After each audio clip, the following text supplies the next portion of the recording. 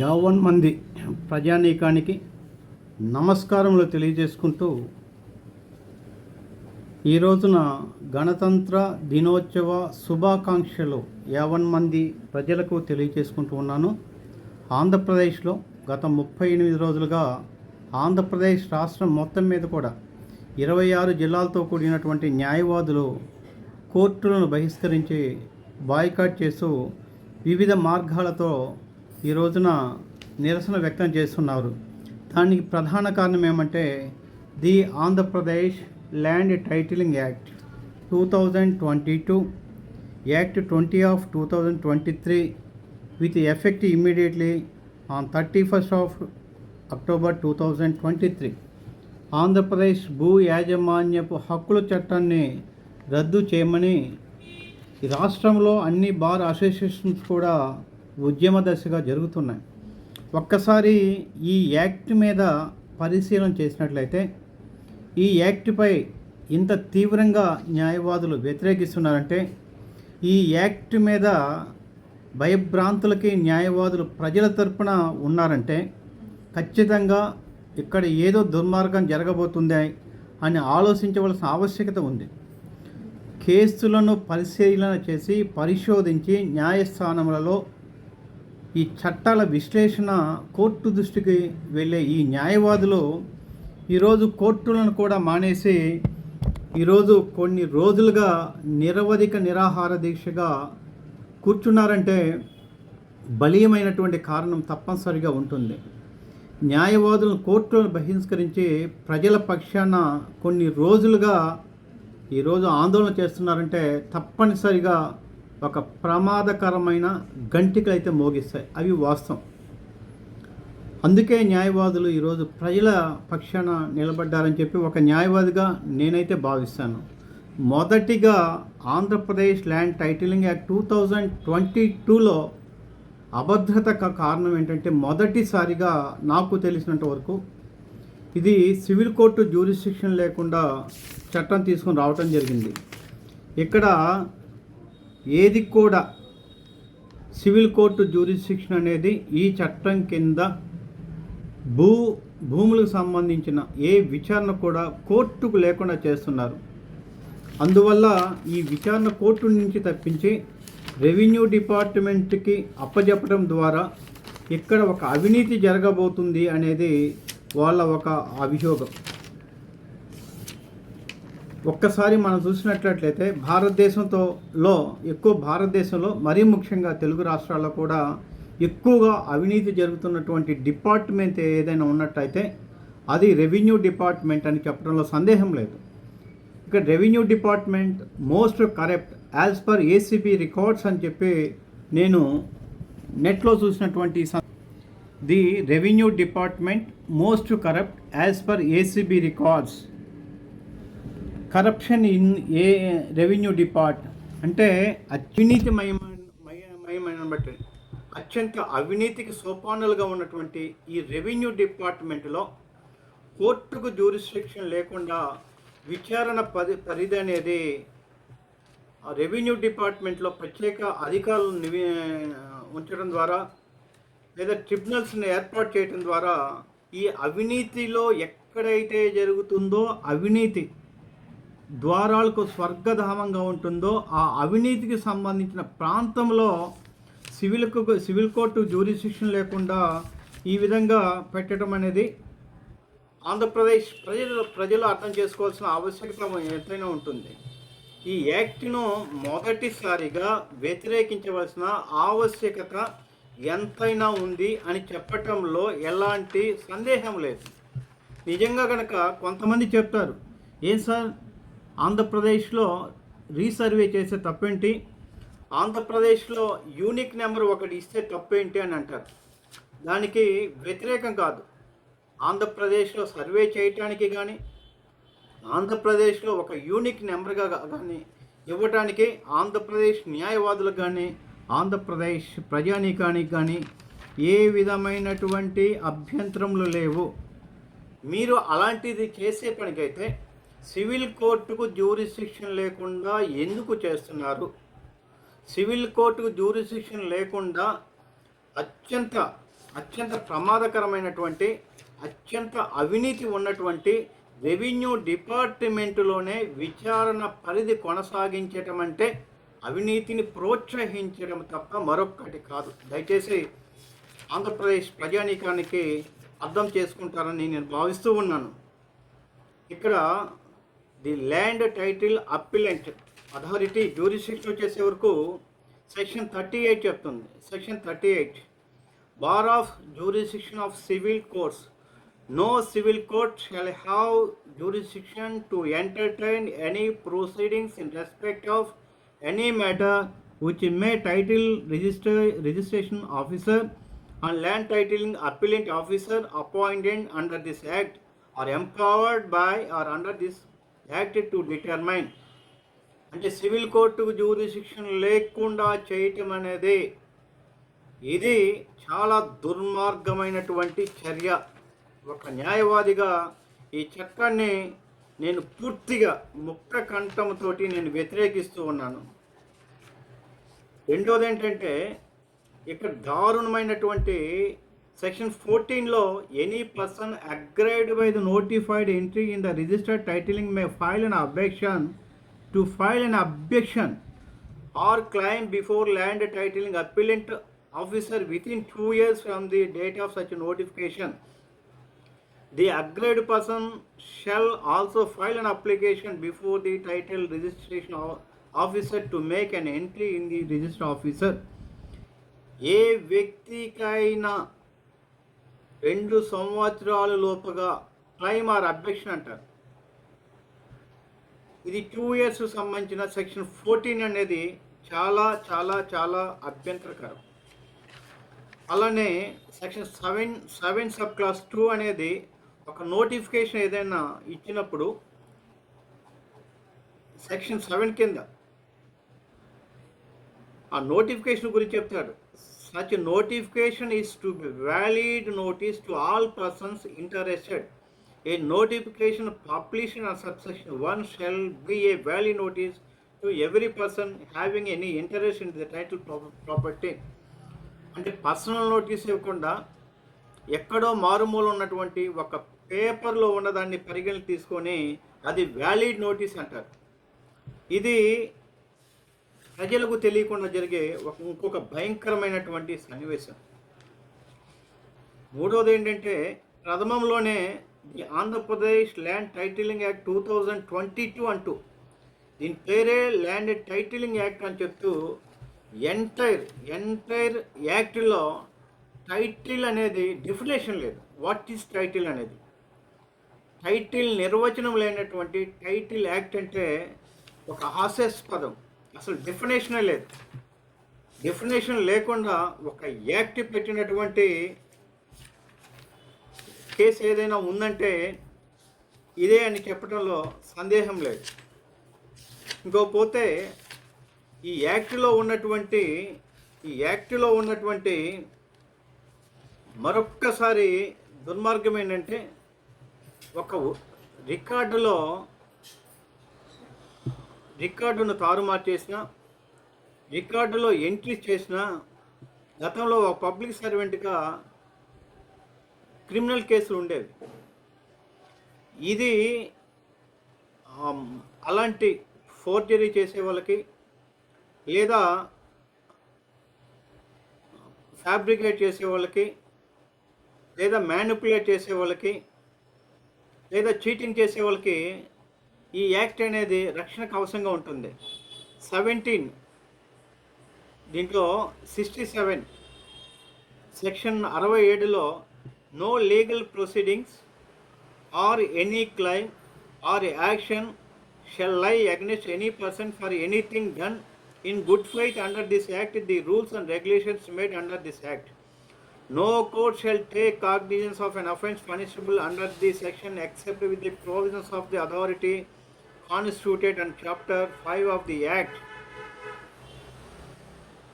ఇలా ఒక రికార్డులో ఏదైనా తారుమారు చేసిన ఒక గుడ్ ఫెయిత్ అనే దాని కింద ఉద్దేశపూర్వకంగా రికార్డుల తారుమారులు చేసిన, రికార్డులో ఫోర్జరీ చేసిన వీళ్ళకి ప్రాసిక్యూషన్ లేదు అనేది వాళ్ళు చేసినటువంటి తప్పులకి, వాళ్ళు చేసినటువంటి దోపిడీకి, వాళ్ళు చేసినటువంటి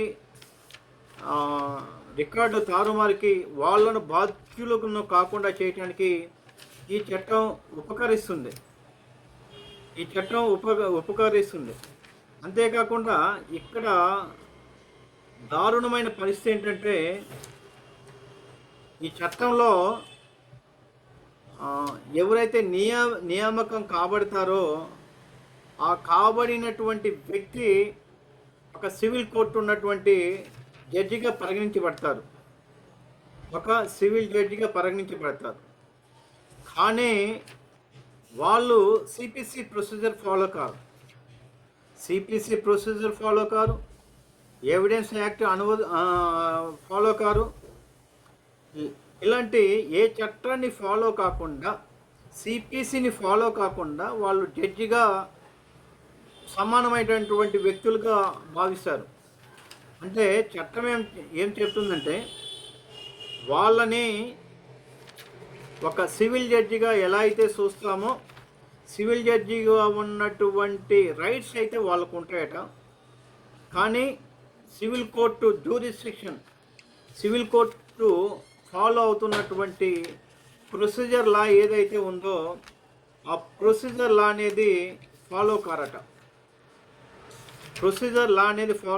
కావట్లేదట. చాలా దుర్మార్గం.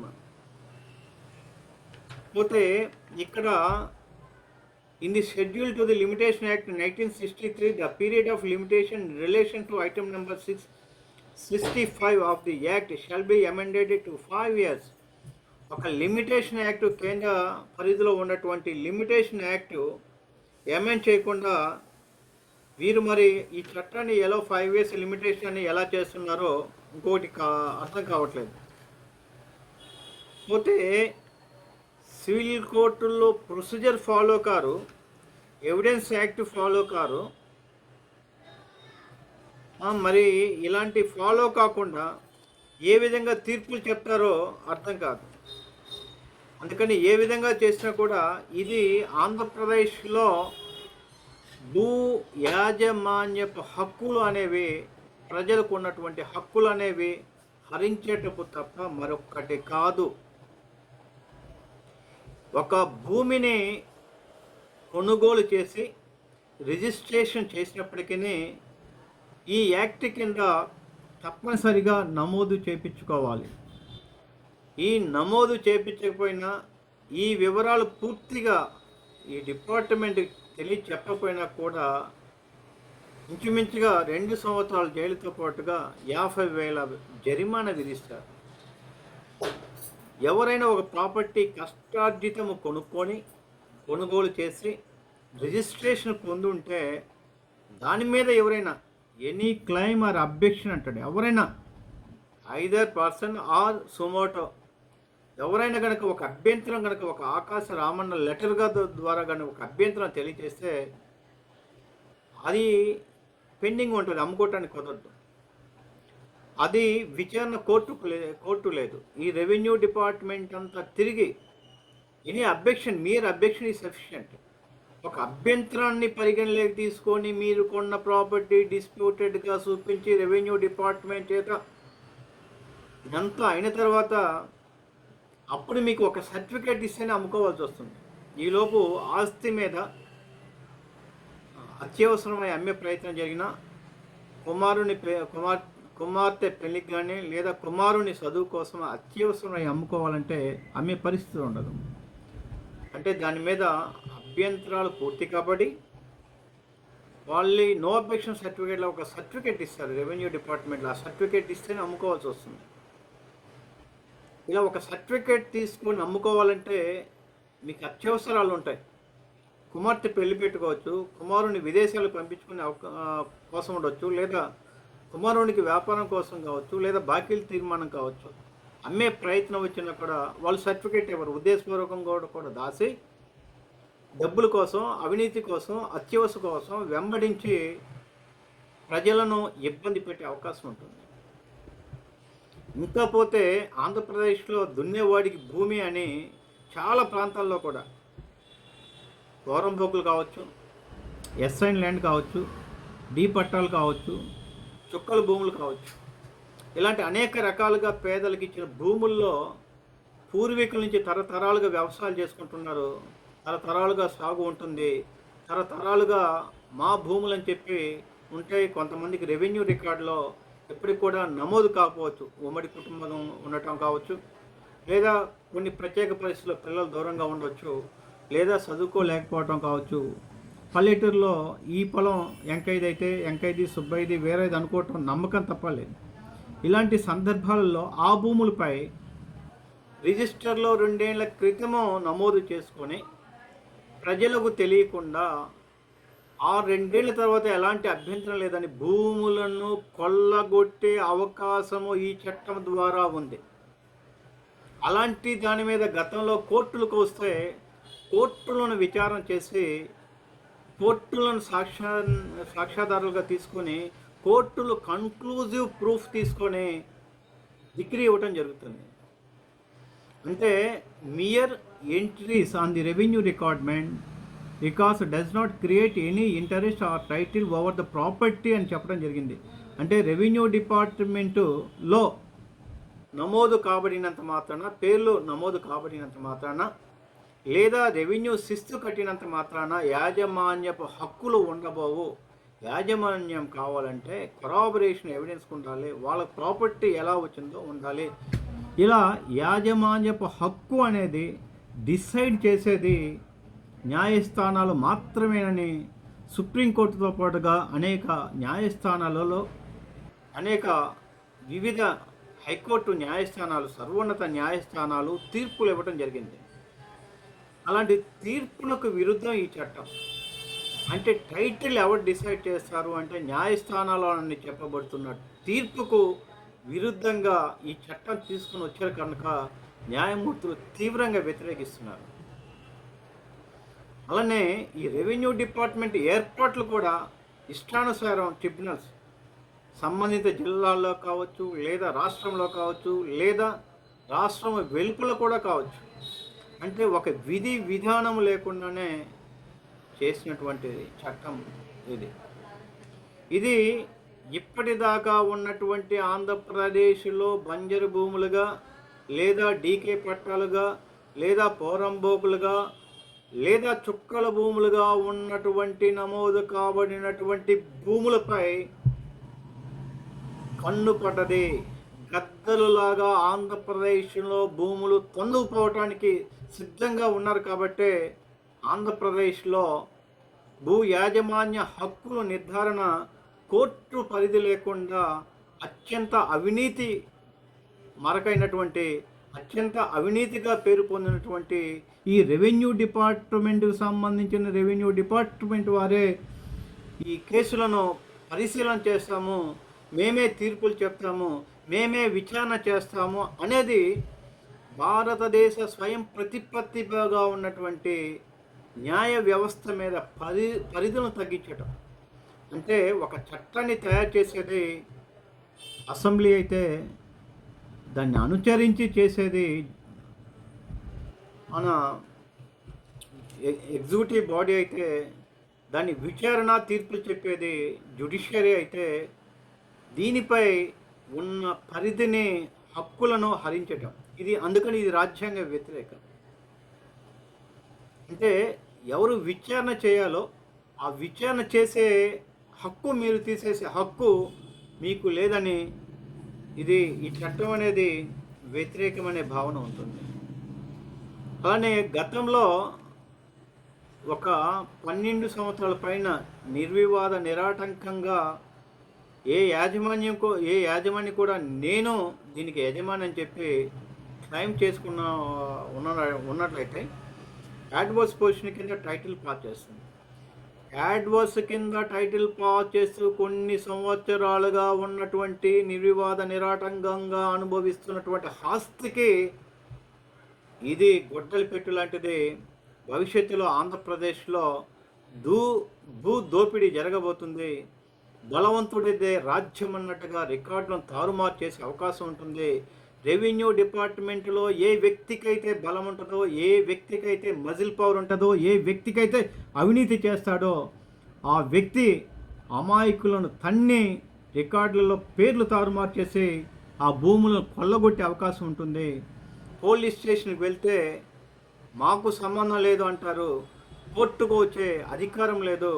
రెవెన్యూ డిపార్ట్మెంట్లో ఏ వ్యక్తికైతే పవర్ ఉంటుందో వారు చెప్పినట్టే అధికారులు వింటారు. అది మనకు తెలిసిన డేటా ప్రకారం అత్యంత అవినీతిమైనటువంటి డిపార్ట్మెంట్లలో రెవెన్యూ డిపార్ట్మెంట్ ఒకటి కావటం. అలాంటి అత్యంత అవినీతికరమైనటువంటి రెవెన్యూ డిపార్ట్మెంట్కే విచారణ పరిధి చేయటం అంటే చాలా దుర్మార్గం. దానికి ఆంధ్రప్రదేశ్లో 26 జిల్లాలతో కూడినటువంటి 50,000 పైచిలకు న్యాయవాదులు కొన్ని నెలలుగా ఉద్యమం చేస్తున్నారు. కొన్ని నెలలుగా ఉద్యమం చేస్తున్నారంటే ఎక్కడో ఆంధ్రప్రదేశ్లో భవిష్యత్తులో భూ యాజమాన్యపు హక్కులు ప్రజలకు హరించి వేస్తున్నారని వీళ్ళ బాధలో వ్యక్తం చేస్తున్నారు. నేను విజయవాడలో చూస్తే విజయవాడ బార్ అసోసియేషన్లో హంగర్ స్ట్రైక్ చేయడం జరిగింది. హంగర్ స్ట్రైక్ ఉదయం 10 గంటల నుంచి తరువాత 10 గంటల వరకు నైటు వెలుతురు లేక చీకటిలో ఓపెన్ ప్రదేశ్లో దోమలు కుట్టించుకుంటూ ప్రజల కోసం 1000 బవులు ఉద్యమం చేస్తున్నారంటే ఈ చట్టం ఎంత దుర్మార్గమైందో, ప్రజల కోసం న్యాయవాదులు ఏ విధంగా త్యజిస్తున్నారో, ప్రజల కోసం న్యాయవాదులు ఏ విధంగా కష్టపడుతున్నారో తెలియవస్తుంది. ఈ చట్టం అమల్లోకి వస్తే చాలా ప్రమాదంలో పడుతారు ఆంధ్రప్రదేశ్ ప్రజలని చెప్పటంలో సందేహమే లేదు. మీ ప్రాపర్టీ అమ్ముకోవాలంటే రెవెన్యూ డిపార్ట్మెంట్ అనుమతి కావాలి. మీరు కొన్నది ఆస్తులు అమ్ముకోవాలంటే రెవెన్యూ డిపార్ట్మెంట్ చేత సర్టిఫికేట్ ఆవశ్యకత ఉంటుంది. మీరు కొన్న ప్రాపర్టీ మీద ఎవరైనా ఒక అబ్జెక్షన్ తెలియజేసినా కూడా అది రెవెన్యూ డిపార్ట్మెంట్ విచారణ చేసేదాకా కూడా అమ్ముకునే అవకాశం లేకుండా చేస్తుంది. మీరు కొన్న తర్వాత 2 సంవత్సరాల లోపుగా కూడా ఎలాంటి అబ్జెక్షన్స్ లేకుండా ఉండేదానికి అవకాశం కల్పిస్తూ ఉన్నది ఈ చట్టం. అంతేకాకుండా ఆంధ్రప్రదేశ్లో అనేక దానికి సంబంధించిన సేల్ మీద కానీ, మార్టిగేజ్ మీద కానీ, లీజ్ మీద కానీ, ఇవి అన్ని రకాల మీద జరిగినటువంటి ట్రాన్సాక్షన్కి, ట్రాన్స్ఫర్కి సంబంధించిన అన్ని విషయాలు కూడా రెవెన్యూ డిపార్ట్మెంట్ కంట్రోల్లోకి వెళ్ళబోతున్నవి. Compulsory reporting for filing information section 48లో చెప్తుంది. 48లో చెప్తుంది, any act which purpose or operates to create, declarate, assign, limit or extinguish whether in present or in future the right, title or interest whether vested or continent in immovable property, any creation, declaration, assignment, limitation or extinguishment of any title, interest affected through the receipt of payment of consideration, sale, gift, ఇలా lease of immovable property, transfer, assignment of any degree or award, any notification of title done by the title registration officer, land titling appellant officer, easement title, sale or construction or development agreement relating to immovable property, power of attorney related to immovable property, agreements come GPA, all members, all mergers, amalgamations, ఇవన్నీ కూడా all transfers of immovable property after the dissolution of the partnership, ఈ విధంగా అన్నీ కూడా compulsory information అనేది సంబంధిత వ్యక్తులకి ఇవ్వాలి. అంటే ఒక ప్రాపర్టీ కొన్న తర్వాత ఆ ప్రాపర్టీ అనేది చట్టపరంగా రిజిస్ట్రేషన్ చేసుకుంటున్నాం, దానికి గౌరవప్రదమైనటువంటి చట్ట ప్రకారంగా స్టాంప్ డ్యూటీ కడుతున్నాం. వన్స్ డాక్యుమెంట్ స్టాంప్ డ్యూటీ కట్టి రిజిస్ట్రేషన్ అయిపోయిన తర్వాత అది పబ్లిక్ డాక్యుమెంట్గా మనం చూడవలసి వస్తుంది, పబ్లిక్ డాక్యుమెంట్. అలా మనకు సంబంధించిన ఆస్తుల వివరాలన్నీ కూడా రెవెన్యూ డిపార్ట్మెంట్కి సంబంధించిన అధికారి వద్ద ఇవ్వటం ద్వారా వ్యక్తిగతమైనటువంటి స్వేచ్ఛకు, వ్యక్తిగతమైనటువంటి ఆస్తి స్వేచ్ఛకు ఈ చట్టం గొడ్డలి పెట్టు లాంటిది. అందుకని సమయానుకూలం తక్కువగా ఉండటం ద్వారా ఎక్కువగా వీడియోలో చెప్పలేకపోతున్నాను.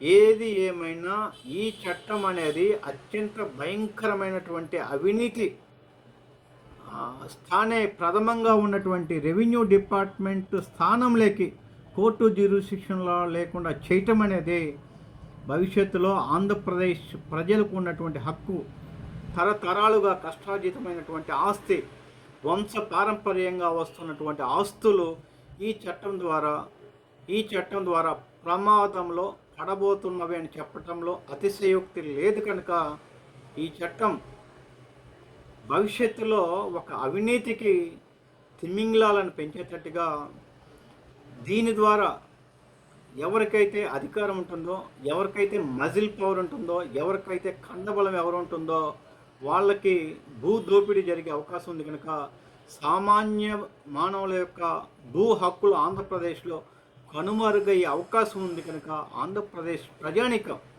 ఇప్పటికైనా ఈ చట్టం మీద అవగాహన తీసుకోండి.